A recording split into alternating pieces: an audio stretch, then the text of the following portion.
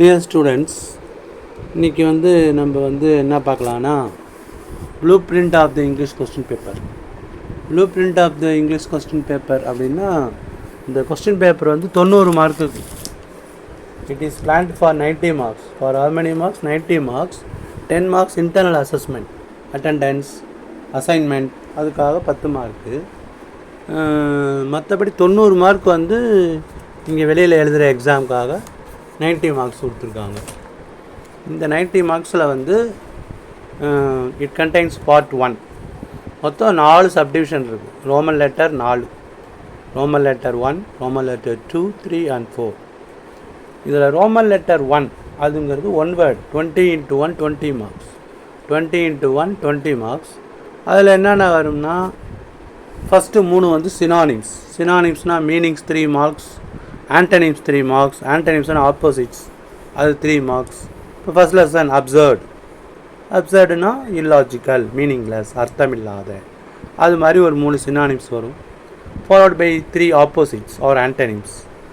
அப்புறம் British English, American English, lift, elevator, biscuit, cookies, dustbin, trash can, torch light, flash light, இந்த மாதிரி British English, American English.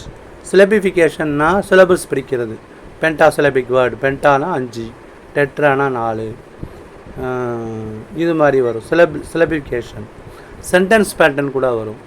Sentence pattern, question pattern,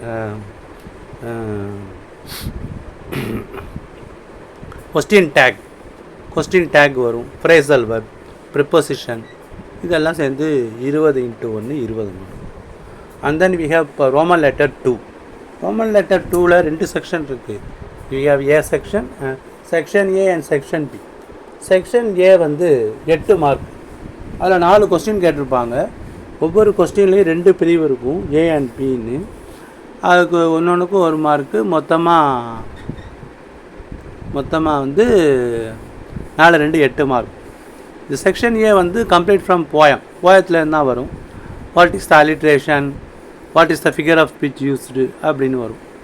இப்போ 12th எடுத்துக்கிட்டால் like a huge python winding round and round, what is the figure of speech used அப்படின்னு கேட்டாங்கன்னா சிமிலி. Like as வர்றதுனால அது சிமிலி, SIMILE.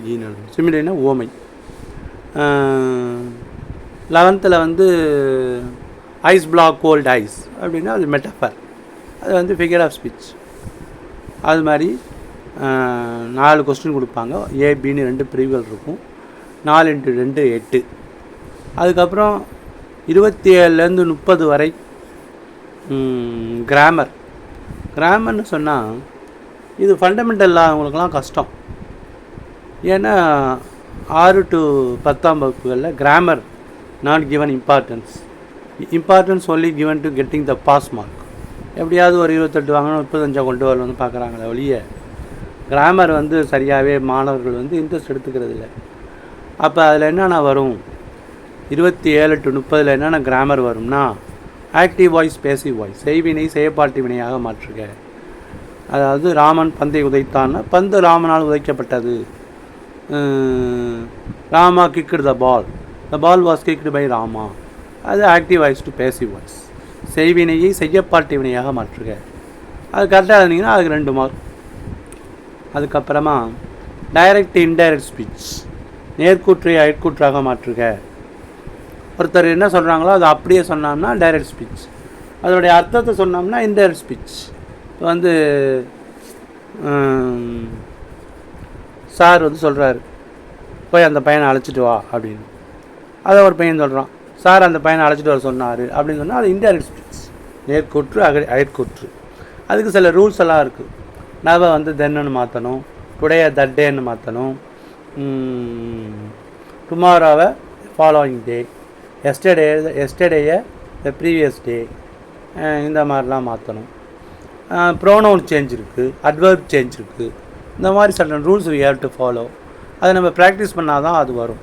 அதுக்கு ஒரு 10 நாள் ஆகும். You should have some fundamental knowledge, ப்ரிப்பரேஷன்லாம் பண்ணணும்.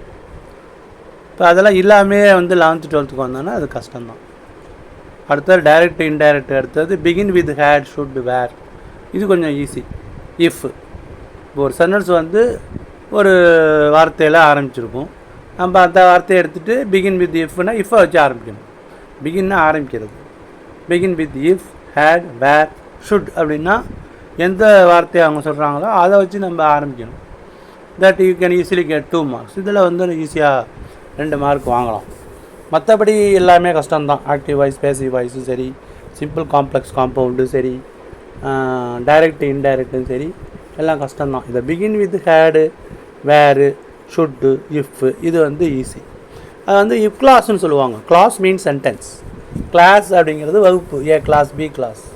இதே கிளாஸ், CLAUSE கிளாஸ் அப்படின்னு சொன்னால் சென்டென்ஸ்னு அர்த்தம். இஃப் கிளாஸ்னால் ஒரு வாக்கியம். இஃப்பை வச்சு ஆரம்பிச்சதுன்னா it is called if clause. இஃப்ங்கிறது ஒரு கண்டிஷனல் கிளாஸ் சொல்லுவாங்க, நிபந்தனை வாக்கியம். If you study well you will pass. நல்லா படிச்சுன்னா பாஸ் பண்ணலாம். If you prepare well you will get the first prize. நல்லா ப்ரிப்பேர் பண்ணிங்கன்னா நீ ஃபஸ்ட்டு ப்ரைஸ் வாங்கலாம்.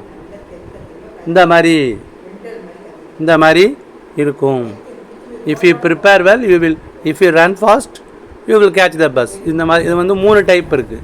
இஃப் கிளாஸில் பார்த்தீங்கன்னா 3 டைப் இருக்குது. First open type. ஓப்பன் டைப்னால் இதுக்கு நடக்கிறதுக்கு 50% வாய்ப்பு இருக்குது. If it rains tomorrow will be holiday. மழை பெய்தால் நாளை வந்து லீவு அப்படிங்கிறது ஃபஸ்ட்டு டைப். செகண்ட் டைப் வந்து இம்ப்ராபபிள் கண்டிஷன்.